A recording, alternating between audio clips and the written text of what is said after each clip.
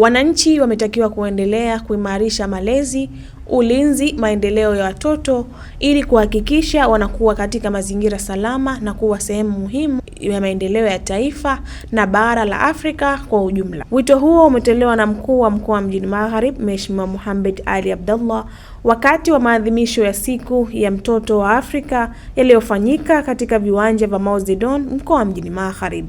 Amesema siku hiyo ni kumbukumbu ya watoto wa Soweto nchini Afrika Kusini walipoteza maisha mwaka 1976 walipokuwa wakidai haki yao ya kupata elimu. Amesisitiza umuhimu wa jamii kushirikiana katika kulinda haki za watoto na kuwapatia mazingira bora yatakayowawezesha kufikia ndoto zao.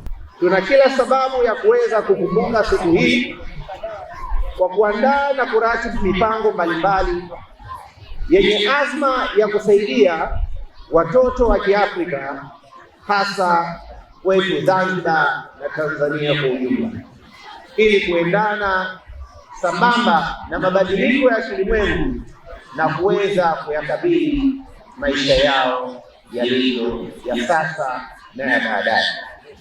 Kwa kutambua umuhimu huo, leo ni kilele cha siku ya mtoto wa Kiafrika, na pia Zanzibar tumekuwa na kitu muhimu cha kuwaekea watoto ili kuweza kuwasaidia kukua na kuendelea vizuri katika maisha yao ya kila siku. Tukumbuke kuwa katika programu kuu ambayo ni programu jumuishi ya malezi, makuzi na maendeleo ya awali ya mtoto na mambo ya msingi kabisa ya kuzingatia, ikiwemo la kwanza, afya na lishe ya mtoto inatokana toka umri wa mwaka 0 hadi umri wa miaka 8, lakini pia malezi yenye mwitikio, ulinzi wa mtoto na kujifunza kwa awali, ambapo tunashukuru sana walimu kwa hili, wanachukua jitihada ya kutosha kabisa kuhakikisha wanawafunda, wanawaelekeza, wanawalea na kuwaendeleza vizuri walimu wetu. Walimu oye! Nani kama mwalimu? Nani kama mwalimu?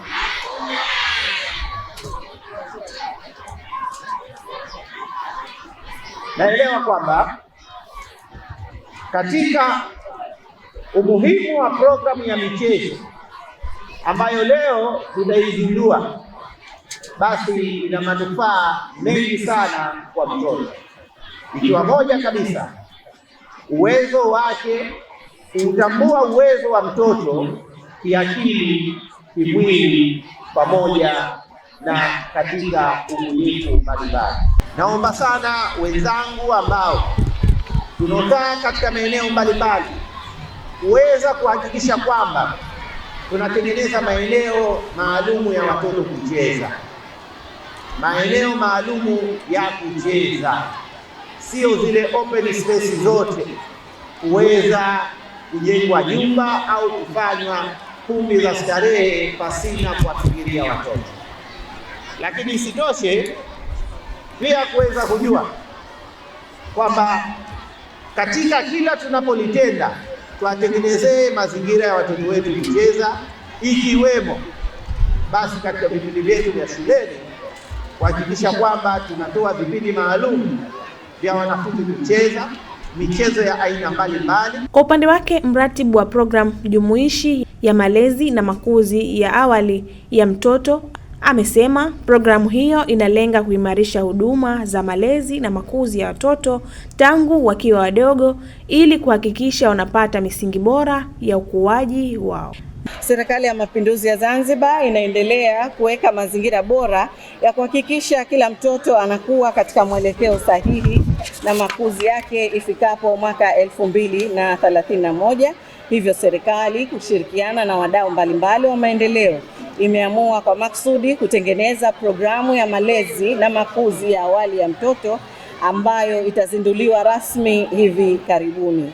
ndugu washiriki, mimi leo si msemaji, lakini programu hii imeweza kufanya mambo mengi katika kipindi hichi kifupi ambacho imekuwa ikiendelea na utayarishaji wa huu mpango mkakati wa miaka 5 ambayo imefanya utafiti kuhusiana na masuala ya malezi na makuzi hapa nchini, lakini pia iliandaa kampeni ya malezi na makuzi pamoja na kuzindua, lakini pia ilifanya mafunzo kwa community health workers karibu 1000 hapa Zanzibar ambao wanatoa mafunzo haya kwa jamii ambazo wanazihudumia.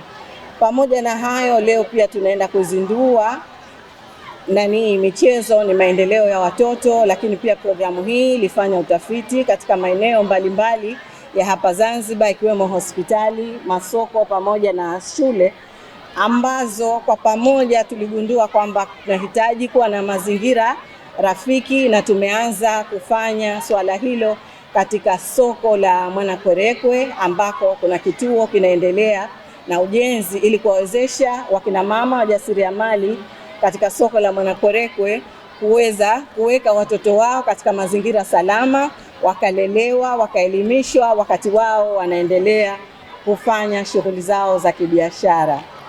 Kwa hayo machache, napenda kutoa wito kwanza kwa wazazi, walezi, viongozi na walimu kwa ujumla. Tukumbuke kuwa maendeleo ya mtoto si jukumu la serikali peke yake, lakini ni jukumu letu sote. Kwa hiyo tuweze kushirikiana pamoja.